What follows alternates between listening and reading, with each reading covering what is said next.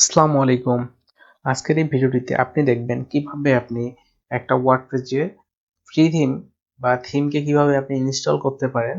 তো চলুন আমরা শুরু করি। তো প্রথমত চলে আসবো ওয়ার্ডপ্রেসের ড্যাশবোর্ডে, দেন আমরা অ্যাপিয়ারেন্সে আসবো। এখানে আসার পরে আমরা থিমস নামে একটা অপশন পাচ্ছি। যে অপশনে আসার পরে দেখুন আমাদের ডিফল্ট থিমটা সিলেক্ট করা আছে একটা থিম, যেটা হচ্ছে 2070। তো এখানে অনেকগুলো থিম দেখতে পাচ্ছেন, তার ভিতরে এই থিমটা আমার অ্যাক্টিভ আছে, এখানে দেখাচ্ছে অ্যাক্টিভ। এগুলাতে কিন্তু অ্যাক্টিভ নাই, তাই না? তো চলুন আমরা একটা থিম চুজ করি। যখন আমি এড নিতে যাব, এখানে দেখুন আমার বেশ কিছু থিম আছে। এখানে আমার পপুলার থিম আছে, ঠিক আছে? টোটাল থিম আছে 7434টার মতো।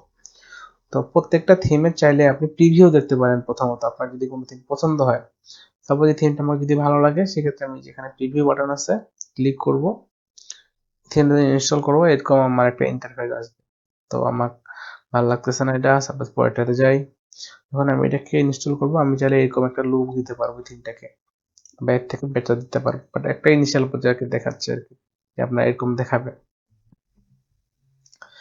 তো আমি যদি এটাকে একটু প্রিভিউ দেখি, এটা হচ্ছে এরকম একটা ভিউ আসবে।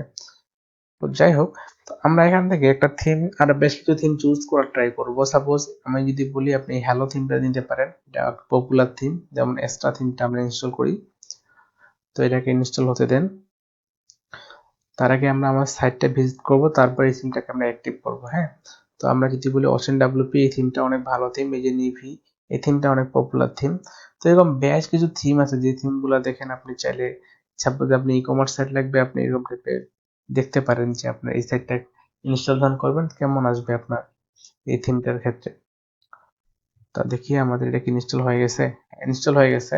এখন বলতেছে আপনি চাইলে এটাকে অ্যাক্টিভ করতে পারেন। তো অ্যাক্টিভ তো পরে করব, আগে দেখি আমার এখন কারেন্ট ওয়েবসাইট অবস্থা কি। তো এই হচ্ছে আমার কারেন্ট ওয়েবসাইট অবস্থা। এখানে যখন আমি থিম চেঞ্জ করবো, দেখবেন এটা পুরো ডিজাইনে চেঞ্জ হয়ে গেছে। আমি গত ভিডিওতে বলছি। দেখুন আমি অ্যাক্টিভ করি, দেখেন এখন এই থিমটা অ্যাক্টিভ, এটা এখন ডিঅ্যাক্টিভ হয়ে আছে, ঠিক আছে? এবার রিলোড দেই, দেখুন এটা কিন্তু আমার এখন অ্যাবাউট পেজটা দেখাচ্ছে। এবার যদি ব্লগে যাই, দেখেন ব্লগে দুইটা পোস্ট দেখাচ্ছে। আমরা কিন্তু গত ভিডিও, তার আগের ভিডিওতে আমরা দেখছিলাম যে কিভাবে মনে হয় ব্লগ পেস্ট বা ব্লগ আপডেট করতে হয় পোস্ট থেকে। তো দেখেন আমরা দুইটা আপলোড করছিলাম, একটা ট্রাভেল, একটা হচ্ছে অ্যাডভেঞ্চার, দুইটা আর কি ক্যাটাগরির আন্ডারে। তো এখানে এগুলো দেখতে পাচ্ছি।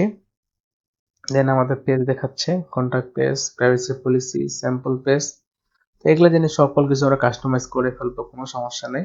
তো আমরা যদি বেসিক জিনিসটাই দেখতেছি, যে আমরা এক থিম আপলোড করলাম বা থিম কিভাবে চুজ করব।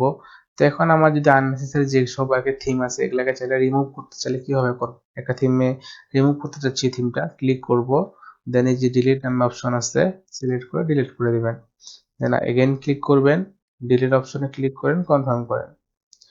তো আপনার আননেসেসারি থিম রাখার কোনো দরকার নেই, ঠিক আছে? যেটা আপনার ফাইলকে ভারী করবে, আপনার ওয়েবসাইটকে ভারী করবে। তো আননেসেসারি থিমকে আপনি চাইলে এইভাবে রিমুভ করে দিতে পারেন। আর যে থিমটা আপনার মনে হচ্ছে অ্যাক্টিভ করা দরকার, সেটাকে জাস্ট অ্যাক্টিভ বাটনে ক্লিক করে আপনি অ্যাক্টিভ করে এটা প্রিভিউ দেখতে পারেন।